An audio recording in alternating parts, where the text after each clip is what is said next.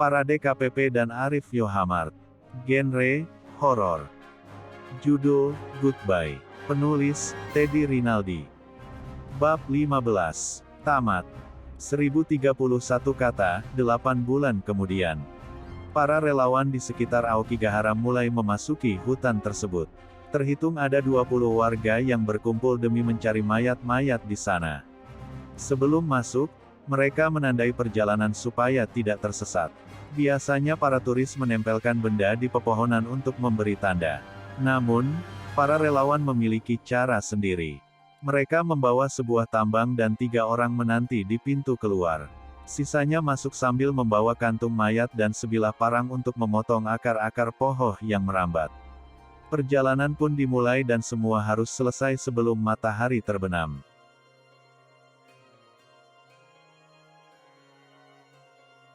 Para relawan berpijak dan melewati jalanan berbatu demi menemukan korban-korban di hutan. Aokigahara sendiri tercatat memiliki jumlah korban tewas hingga 100 orang per tahunnya.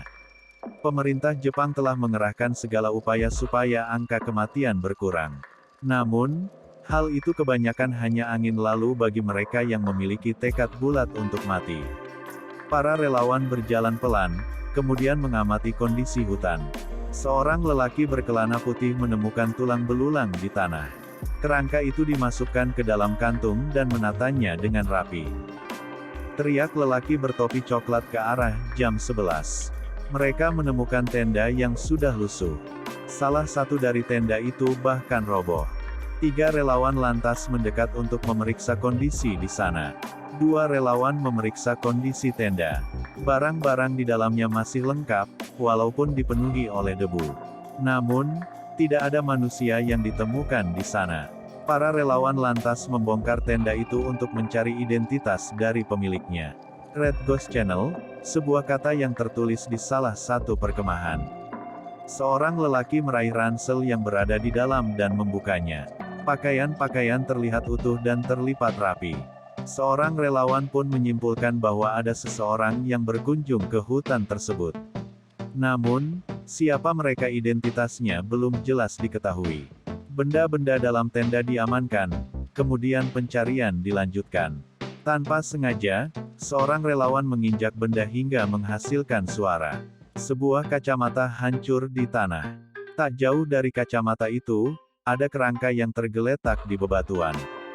Pakaian masih terpasang di jasad tersebut. Para relawan kemudian memasukkannya dalam kantung. Sebuah dompet ditemukan dan beberapa dolar ada di dalamnya. Relawan itu memeriksa untuk mengetahui identitas di balik jasad berjaket coklat tersebut. Maxine Depene, tunjuk seorang lelaki pada foto di identitas. Jasad selanjutnya yang ditemukan bernama Maxine Depene. Para relawan menduga bahwa wanita itu merupakan orang asing yang berkunjung ke Jepang. Pencarian masih berlanjut, hingga petugas menemukan benda-benda. Jasad demi jasad didapati telah mengering meskipun beberapa masih terbalut pakaian. Para relawan bekerja sama dan berusaha untuk terus berkoordinasi supaya tidak berjalan terlalu jauh. Setelah mayat Maxine ditemukan, mereka mencari mayat selanjutnya. Dalam pencarian selama separuh hari, mereka berhasil menemukan 43 mayat. Dari jumlah keseluruhan ada 3 orang asing yang jasadnya berhasil diidentifikasi. Maxine Depene, Larry Stormwater, dan Pascu Eretnocheks. Jasad Natasha Williams tak mampu ditemukan, karena waktu sebentar lagi memasuki malam. Pencarian pun mau tak mau harus dihentikan. Oliver Martin satu-satunya orang yang terperosok ke jurang, sehingga mayatnya sulit diidentifikasi.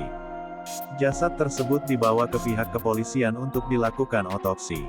Setelah itu, pihak berwajib di Jepang akan mencari tahu keberadaan orang-orang asing tersebut. Orang tua dari kelima tim pemburu hantu telah berusaha berbulan-bulan mencari anak-anak mereka. Channel Red Ghost yang ada di YouTube pun sejak lama tidak update.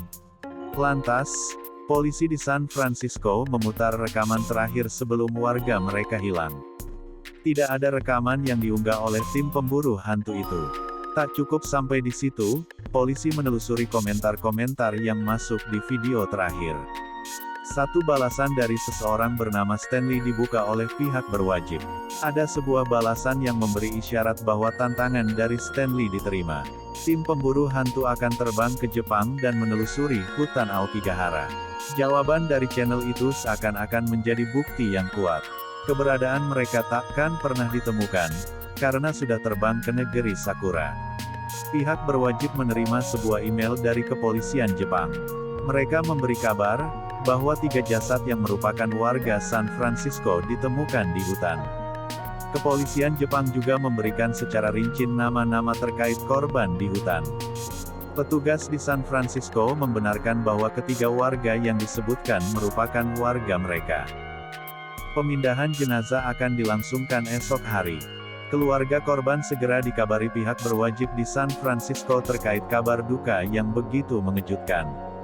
Keesokan harinya, tepat jam 1 siang jenazah korban tiba di San Francisco. Isak tangis menyambut kedatangan jasad-jasad yang berada dalam peti. Maxine, Larry, dan Red akhirnya dipulangkan ke rumah masing-masing sebelum dimakamkan. Namun, orang tua Natasha dan Oliver tidak terima jika anak-anak-anaknya belum ditemukan. Mereka memelas dan memohon pada petugas baik di San Francisco ataupun di Jepang agar mengerahkan seluruh kemampuan mereka. Polisi akan berkoordinasi dan berusaha semampunya. Polisi tidak menemukan tanda-tanda kekerasan setelah melakukan autopsi. Jasad ketiga orang itu mati disebabkan oleh beberapa faktor. Salah satu yang memengaruhi kematian mereka adalah kelaparan. Sementara polisi berusaha menemukan Natasha dan Oliver, orang tua Pasqueret mengunjungi kantor YouTube usai pemakaman anaknya. Markas tersebut terletak di 901 Cherry Avenue, San Bruno, California, United States. Jack dan Pakuita Noceks ingin menutup channel anaknya yang bernama Red Ghost Channel. Kenangan-kenangan mengenai Pasqueret tidak ingin dilihat lagi oleh orang tuanya. Permohonan itu dikabulkan CEO YouTube setelah mereka melakukan diskusi. 3 hari kemudian, jenazah Natasha dan Oliver akhirnya tiba di San Francisco. Pemakaman dibalut suasana haru pun tengah berlangsung. Mereka tidak menduga, jika kepergian anak-anaknya akan sejauh ini dan berakhir dengan kematian. Sejak kejadian itu, banyak netizen yang membicarakan tragedi para pemburu hantu di hutan Aokigahara. Bukti mengenai hutan mengerikan di negeri Sakura itu seakan-akan terjawab.